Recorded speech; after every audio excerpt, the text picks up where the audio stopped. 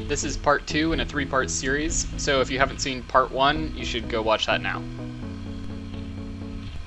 We've just finished section 2 and are 243 miles into the ride. It's 9 in the morning and we're looking for a mechanic in Ellensburg to take a look at Matt's bike, which has been overheating. We called Ellensburg Power Sports and they said they might be able to help, so we went straight over to them, hoping that we'd get lucky and they'd be able to get us back on the road quickly. Ellensburg Power Sports was amazing.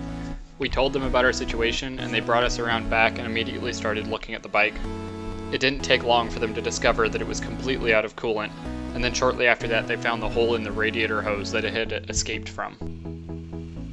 They replaced the piece of hose and filled the bike up with coolant, and after a quick test we were on the road again. A huge thank you to Ellensburg Power Sports for saving our ride. Matt's temperature light was still coming on intermittently, but we stopped and made sure his radiator was hot. Then we at least knew it was circulating coolant. His radiator fan seemed to be smashed, so maybe that was why the temperature light was on. We decided to keep going, and at the end of section 3, we'd open his radiator up and make sure that it wasn't leaking coolant. Section 3 runs about 77 miles from Ellensburg up to Kashmir. We started section 3 at about 10:15 in the morning, a little behind schedule because of our mechanical issues. There's a few places along section 3 where you pop out of the woods and all of a sudden there's just an incredible view off of a cliffside.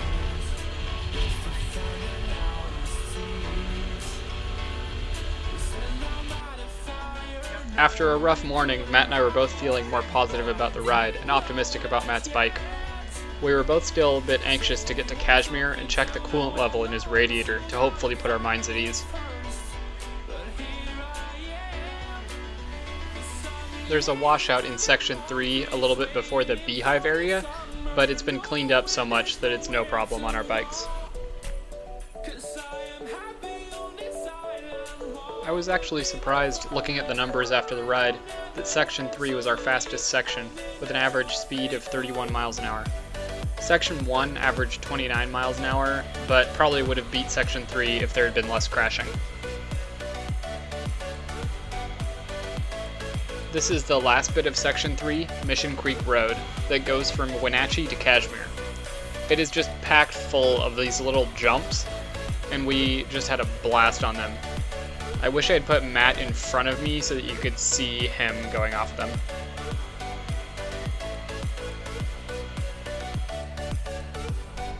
We stopped in Kashmir at the end of section 3 for our third food and water break, but no gas. Our 3-gallon tanks could barely take us through the next section, but if we did run out, we each have 2 gallons of extra fuel on the back of the bikes. We both drank our second 5-hour energy in Kashmir, and after letting Matt's bike cool down, we opened the radiator up and found that it was full of coolant, which was a huge relief. We left Kashmir and started section 4 with our spirits high, with new faith in Matt's bike and wondering if we might still be able to beat the 24-hour mark.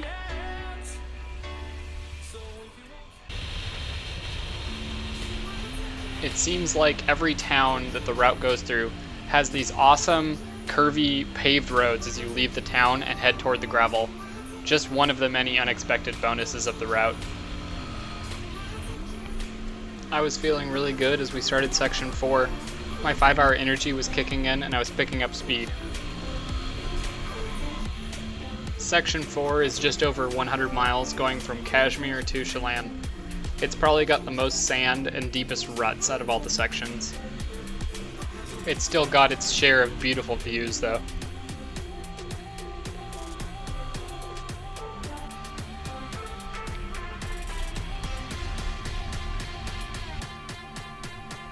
In the middle of section 4, you drop down into a tiny town called Ardenvor for a few miles of pavement before you get into the rough stuff.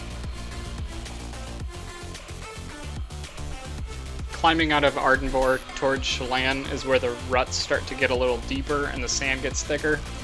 Matt and I were both feeling confident coming into this section and wondering how much easier it was going to be than the last time we rode out here.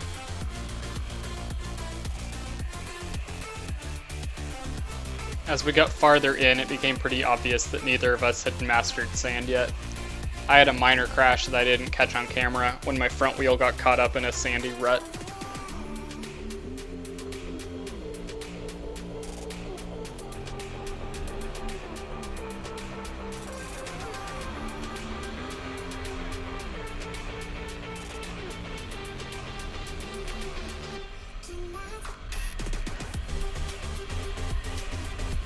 It's nice to get out of the sand as we climb up Stormy Mountain, and the views aren't too bad either.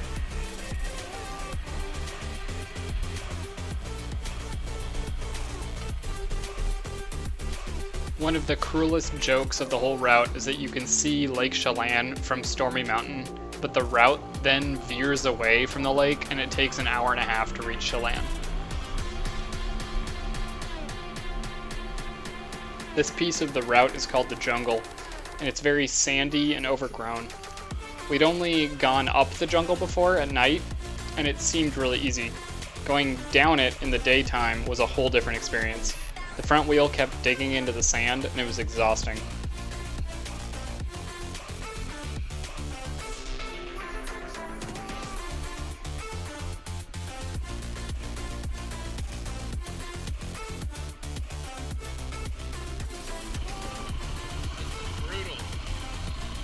Yeah, the dust is super brutal. I mean, unless you run into something like that, don't wait for me until you get to like the actual road. Okay, sounds good.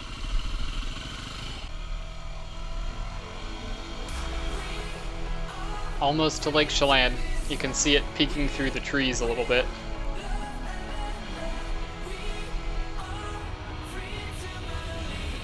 We finally made it out of the jungle and down to the lake. It felt really good to be out of that sand. We've got about 18 miles of pavement before we fill up for gas in Chelan. Then after that, it's unknown territory. Matt and I have never ridden north of Chelan.